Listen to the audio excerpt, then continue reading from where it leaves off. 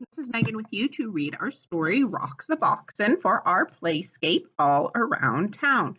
And this is written by Alice McLaren and illustrated by Barbara Cooney.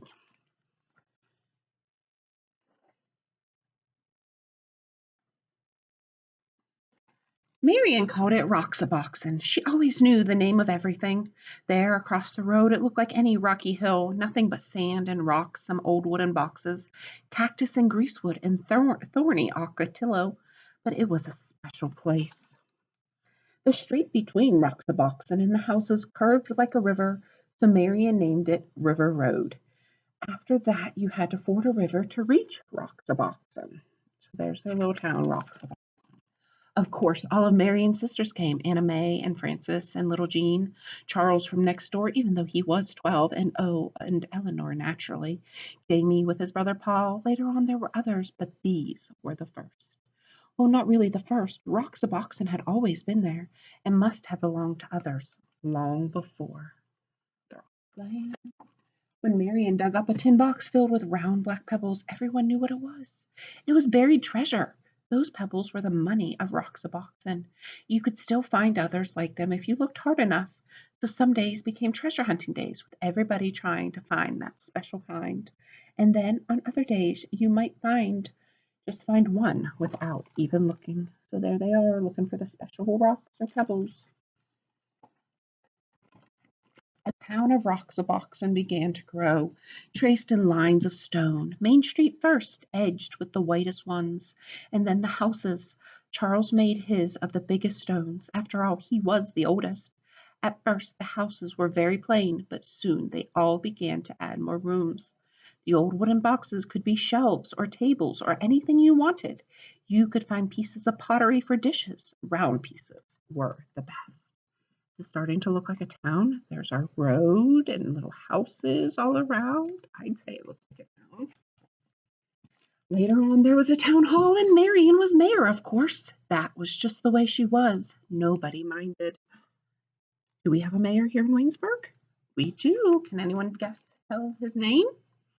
It's Mayor Brian Tanner. After a while, they added other streets. Frances moved to one of them and built herself a new house outlined in desert glass, bits of amber, amethyst, and sea green, a house of jewels. So there she is with her little welcome sign out front. And because everybody had plenty of money, there were plenty of shops. Jean helped Anna May in the bakery, pies and cakes and bread baked warm in the sun. There were 2 ice cream parlors. Was Paul's ice cream the best or Eleanor's? Everybody kept trying them both. In Roxaboxen, you can eat all the ice cream you want. Delicious. Everybody had a car. All you needed was something round for a steering wheel. Everybody had a car. All you needed was something round for a steering wheel. Of course, if you broke the speed limit, you had to go to jail. The jail had cactus on the floor to make it uncomfortable, and Jamie was the policeman. Anna May, quite quiet little Anna May, was always speeding. You'd think she'd like going to jail. So there they are. That's their little jail and the policeman. But if you had a horse, you could go as fast as the wind. There were no speed limits for horses, and you didn't have to stay on the roads. All you needed for a horse was a stick and some kind of bridle, and you could gallop anywhere. Sometimes there were wars. Once there was a great war, boys against girls. Charles and Marian were the generals. The girls had Fort Irene, and they were all Girl Scouts. The boys made a fort at the other end of Roxaboxen, and they were all bandits. Oh, the raids were fierce, loud, with whooping and stamping of horses. The whirling swords of Octillo had sharp thorns, but when you reached your fort, you were safe. Roxaboxen had a cemetery in case anyone died, but the only grave in it was for a dead lizard. Each year when the cactus bloomed, they decorated the grave with flowers. So there's the lizards. Sometimes in the winter, when everybody was at school and the weather was bad, no one went to Roxaboxen at all. Not for weeks and weeks, but it didn't matter. Roxaboxen was always waiting. Roxaboxen was always there. A spring came and the octillo blossomed, and everybody sucked the honey from its flowers, and everybody built new rooms, and everybody decided to have jeweled windows. That summer there were 3 new houses on the east slope and 2 new shops on Main Street. And so it went. The seasons changed and the years went by, and Roxaboxen was always there. The years went by and the seasons changed until at last the friends had all grown tall, and one by one they moved away to other houses, to other towns.